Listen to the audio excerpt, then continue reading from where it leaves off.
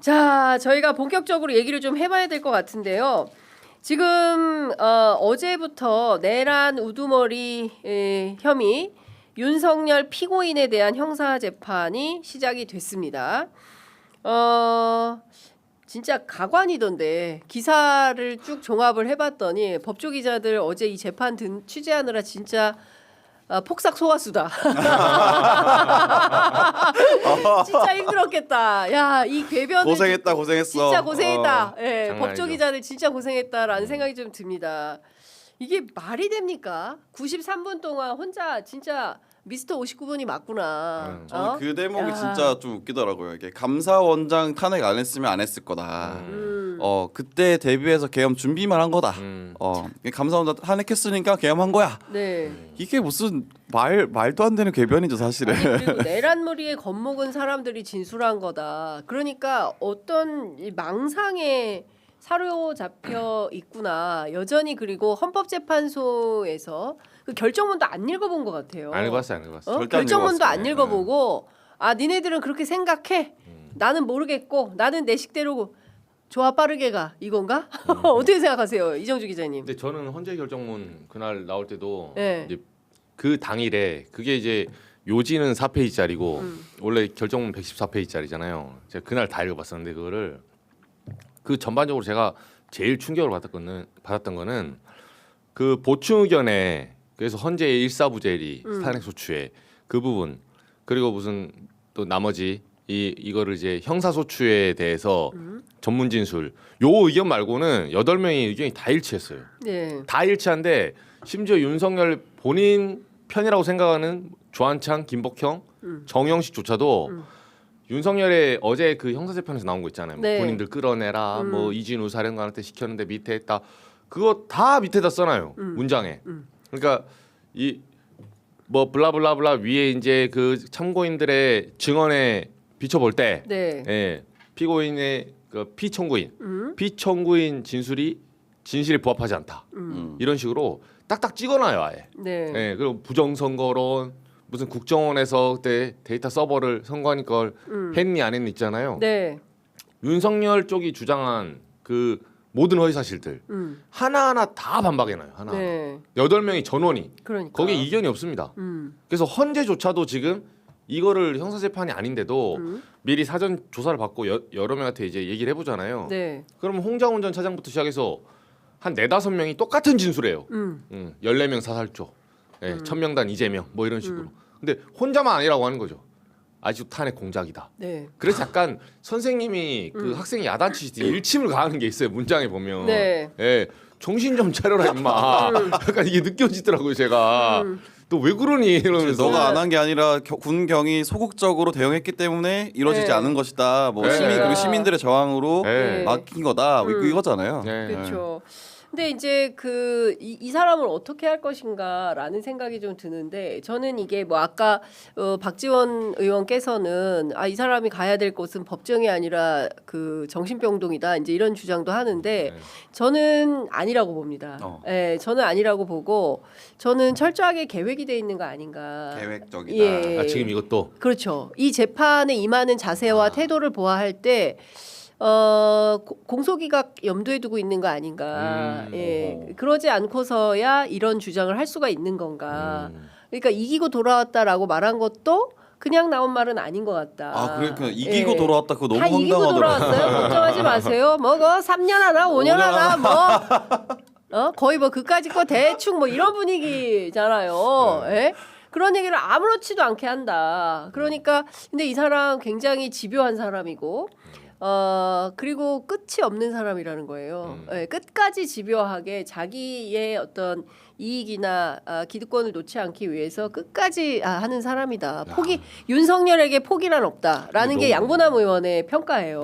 근데 약간 그 이제 저는 법정에서 그렇게 하는 걸 보면서 약간 히틀러를 본보기로 삼은 거 아닌가. 왜 이런 얘기를 드리냐면 네. 뭐 히틀러가 내란을 시도했다가 법정에 서서 근데 본인의 생각을 연설함으로써 사람들이 사로잡잖아요. 네. 본인도 그것을 본보기로 이렇게 하려고 하는 거 아닌가 정도로만 생각을 했거든요. 네. 공소 기각까지 갈 거라는 생각은 저는 못했고 근데 사실은 이거는 히틀러는 대중들을 사로잡았을 수 있을지 모르지만 이 윤석열 피고인은 완전히 실패했다. 오늘 동아일보도 완전 사설에서 무슨 궤변을 늘어놓고 있다라고 엄청 까더라고요. 맞아요. 그러니까 이거는 이제는 국민들이 우리나라 국민들 수준이 그 정도가 아니다. 이거 속지 않는다. 네. 그런 말씀 좀 드리고 싶습니다. 예. 그러니까 진짜 중요한 말씀하셨는데 대한민국 국민들의 수준을 너무 낮게 보는 거죠. 그쵸. 그리고 이 정도 하면 될 거야라고 생각하는데 완벽한 오판인 겁니다. 완벽한 오판이고 물론 지난 대선에서 0.73% 포인트 표차로 윤석열 당선이 됐지만 당시에는 그런 게 민심이었고 국민들 몰랐던 거죠. 예, 이 사람이 이런 지경의 사람인지 모른 거죠. 예. 윤석열 피고인의 말에 따르면 선고 조작이 됐기 때문에 더 세게 더 세게 이겼어야 이길 되는데 수 있었는데. 명태균의 말에 따라서 한 10% 이겼어야 됐는데 네. 0.7% 이겼다. 예. 그러니까. 근데 그것도 망상이죠. 그것도 망상인데, 그러니까 이런 생각이 좀 드는 겁니다. 그러니까 기본적으로 그러니까 헌법재판소에서 나온 결정 자체도 다 부인. 그리고 그동안 나왔던 검찰의 공소 사실에 대해서도 다 부인. 다 받아들이지 않겠어라는 생각을 하고 있는 것 같아요. 그렇죠. 범죄가 진리도 아니고 사실도 아니다. 뭐 승복은 하겠으나. 그거죠. 뭐 진리도 아니고 사실도 아니고라고 승복을 말하면 승복 안 하는 거잖아요. 네. 네, 그래서 재판 나오기 전에 이제 절대 승복하는 거는 권성동 원내대표도 계속 이재명 대표한테만 물어보지 윤석열한테는 안 물어보잖아요. 네, 거기 가서 야단 맞고 왔기 때문에. 승복하라고 했다가 야단 맞았죠. 승복하기 전에 승복 얘기를 하려고 승 꺼내려 하는데 너 임마 이 새끼야 너 죄송합니다 뭐 그러니까 이런 식으로 했을 거야. 너희 자식아 지금 개인으로 왔냐 당으로 왔냐. 개인으로 왔습니다. 가. 30분 만에. 네. 그 개인으로 왔으면 개인 쪽으로 말하고 빨리 꺼지라고 약간 이런 식으로 쌩하니 돌변했다고 하더라고요. 초반부터 그러니까. 권영세 방송 갔을 때부터. 그러니까 당연히 승복하란 말을 그 얘기 아예 입 밖에 꺼내지도 못하고 왔죠. 그렇군요. 근데 그럼에도 불구하고 저는 이제 어제 그 공판을 생중계되지는 않았지만 그 기사 나오는 거 보면서 그런 생각 좀 들더라고요. 그 무수한 칼질로 검찰총장까지 가면서 스타가 됐던 윤석열 피고인이 피고인으로 법정에 선 게 한편으로 굉장히 통쾌하다. 그런 생각이 좀 들더라고요. 그러니까 본인이 이때까지 해왔던 칼질들이 본인한테 다시 돌아온다. 그런 느낌을 좀 받았습니다. 어제 앉아서 막 호통치고 야단치고 그랬다면서요, 검사들. 후배 검사들, 가르치듯이 네, 지적하고 반박하고 PPT 하나하나 반박하면서 그렇게 했다라는 얘기가 들리긴 하더라고요. 근데 이게 저는 그렇게 생각이 좀 들었어요. 생중계하지 않았던 게 그 지기현 판사가 그러니까 물론 이제 그 얘기로는 너무 늦게 이 생중계 신청을 해서 받아들이지 못했다라고 하긴 했지만 정무적인 판단을 했다라고 하면 어떤 판단을 했을지 좀 궁금하긴 하더라고요. 왜냐하면 이거는 오히려 보여주는 게 국민들에게 말 그대로 계몽. 우리가 저런 사람 뽑으면 안 되겠다. 네. 저런 정치인 뽑으면 안 되겠다.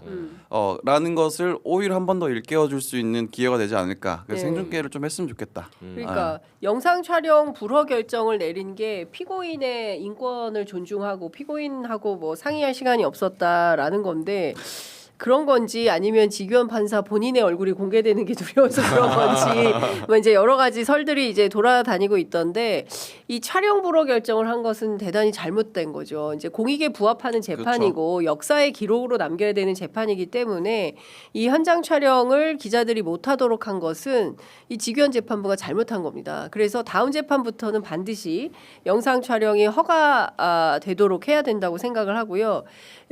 과거의 재판에 이명박 전 대통령이 원하지 않았어요. 촬영. 그렇죠. 그런데도 재판부가 공개해 버렸습니다. 역사적인 순간이거든요. 그 기록해야죠. 정계선 판사더라고.